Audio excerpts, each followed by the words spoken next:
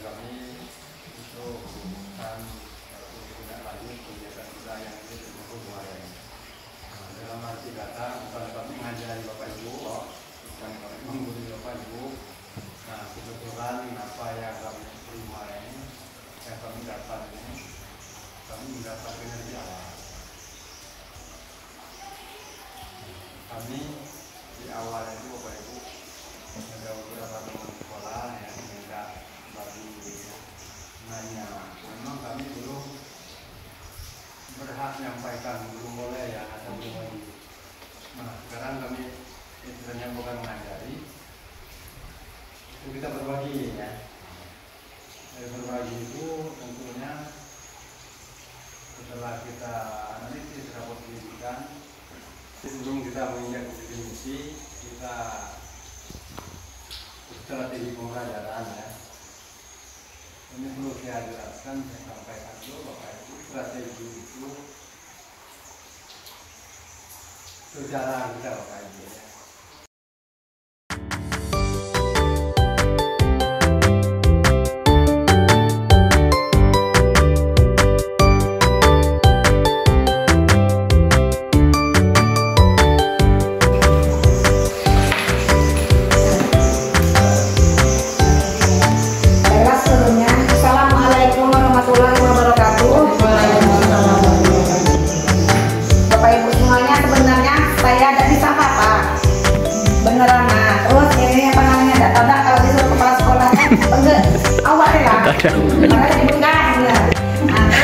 Ini ya Bapak Ibu, ini saya dapatkan di program guru penggerak kemarin. Jadi kami dibekali untuk penyusunan visi.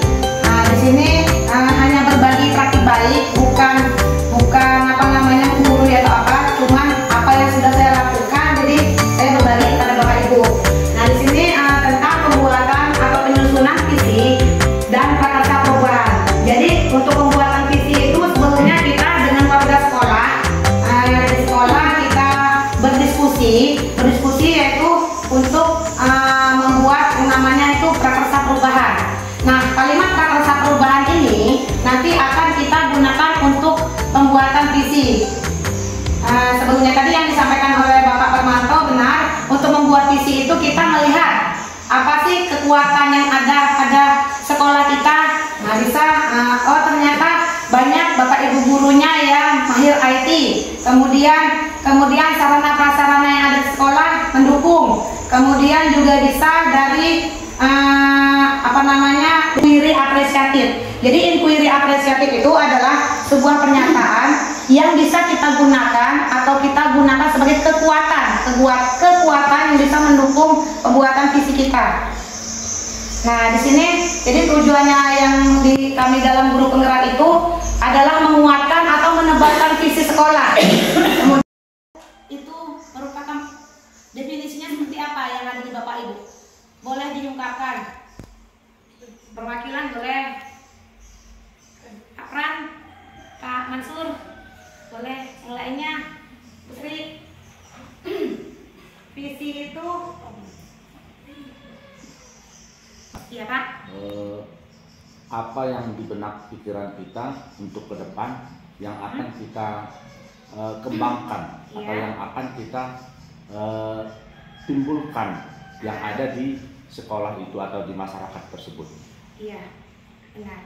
Ada lagi pendapat lainnya Bapak Ibu? Lebihnya, terima kasih ya Pak atas pendapatnya.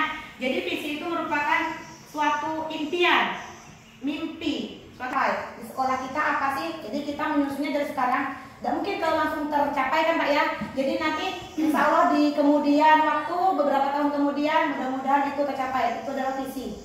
Nah, jadi visi itu adalah sesuatu yang belum terjadi saat ini, tetapi kita ingin itu terwujud di masa depan, bisa beberapa 2-3 tahun atau 5 tahun kemudian. Nah, jadi itu merupakan suatu arah tujuan yang akan kita capai.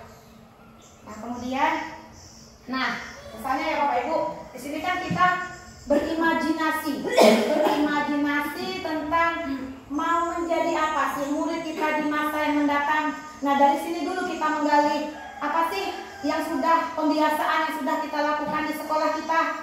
Nah, bisa kalau dari SD kami alhamdulillah untuk sholat berjamaah zuhurnya sudah sudah dilakukan pembiasaan, kemudian kadang-kadang juga yasinan setiap hari Jumat walaupun bergiliran kelas, kemudian juga diusahakan untuk jika bertemu Bapak Ibu guru salam, kemudian walaupun di sekolah dan di rumah juga. Kemudian dalam pembelajaran alhamdulillah sarana prasarana kami sangat mendukung, ada wifi dan Chromebook sejumlah 29 unit.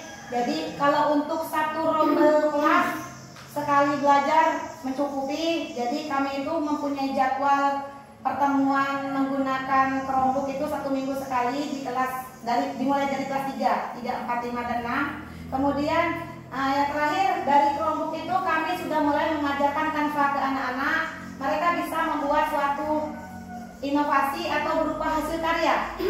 Hasil karya yang memang benar dari mereka Bapak Ibu. Jadi kita hanya mengajarkan, saya mengambil 5, misalnya 5 siswa. Dari 5 siswa itu mereka sampai maksudnya sudah lumayan.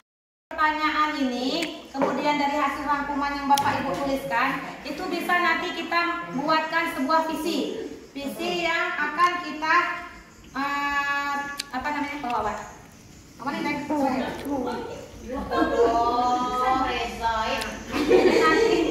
bisa merubah atau menambah visi yang ada di sekolah. Nah, untuk pertanyaan yang pertama boleh dari ini.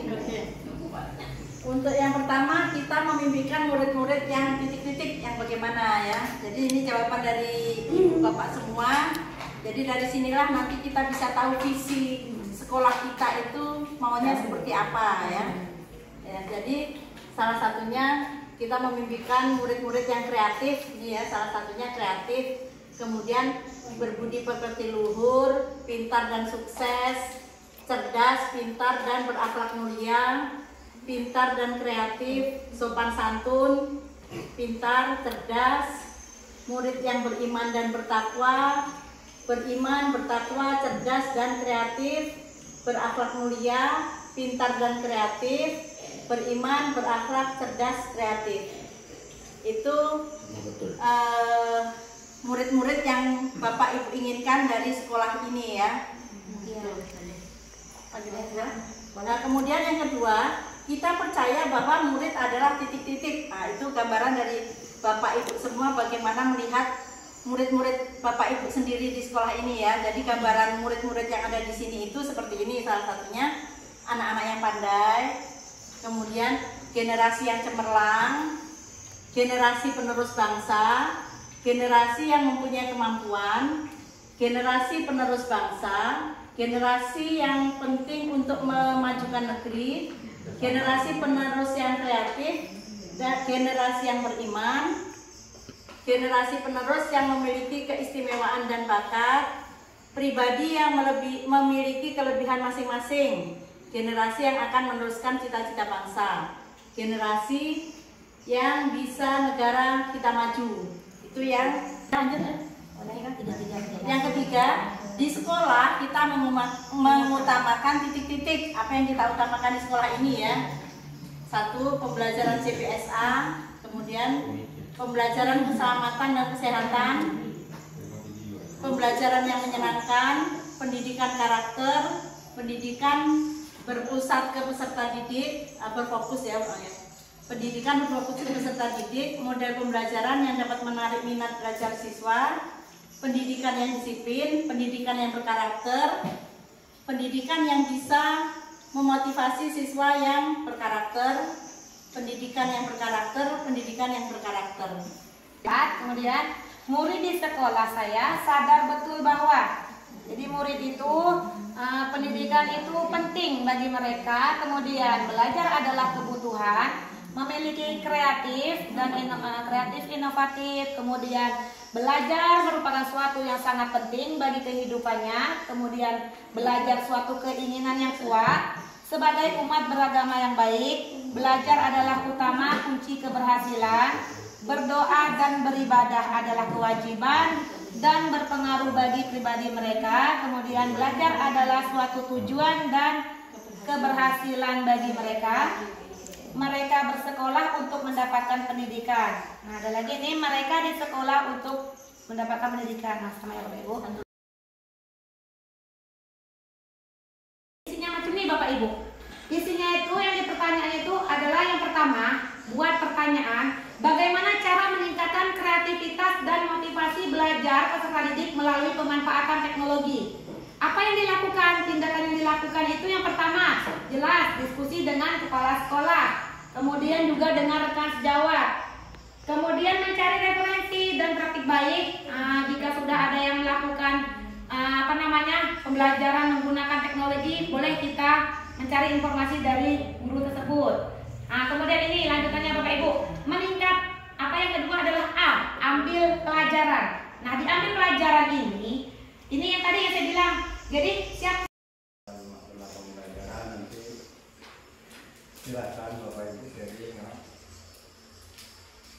Kalau misalnya ada di KKG, silakan di KKG. Bahkan saya berkeinginan kalau KKG itu sebenarnya jangan bertemu pada saat buat soal.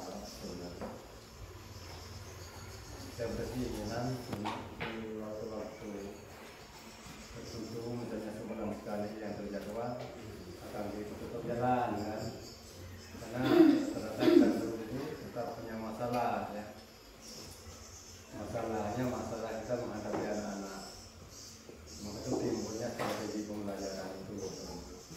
Tentunya masalah Bapak Ibu mungkin beda dengan kami kan. Mungkin ada kesamaan kan. Jadi yang cara penyelesaian masalah itu kita sharing ya. Kita coba ya. Jadi, mungkin itu saja Bapak Ibu kegiatan kita pada hari ini ya. Sekali lagi bukan kami mengurusi Bapak Ibu. Nah, kita berbagi apa yang kami ketahui, kita sampaikan ke Bapak Ibu semua. Dan masih kata bukan Bapak Ibu tidak tahu bukan. Kita hanya menyampaikan saja. Nah, itu memang sesuai keputusan kami diharuskan berbagi ke 3 sekolah Bapak Ibu. Jadi demikian. Kalau ada rasa yang kurang berkenan, saya mohon maaf Bapak Ibu. Kami bertiga ini hanya sudah yang harus disampaikan. Ya, wassalamualaikum warahmatullahi wabarakatuh. Masih jangan berhenti-berhenti bimbing kami Pak. Kalau kok tanya dan nggak cerita buah. Ya Pak, kita belum lupa lah berapa ini dengan Pak. Kita lupa bertanya apa. Kami ucapkan terima kasih Pak. Mohon maaf Pak. Alhamdulillah Pak. Keadaan sekolah kami Pak. Jadi yang penting sering berbagi lah. Mohon maaf juga ya Bu, Bapak Ibu kalau dalam penyampaian tadi ada yang kurang.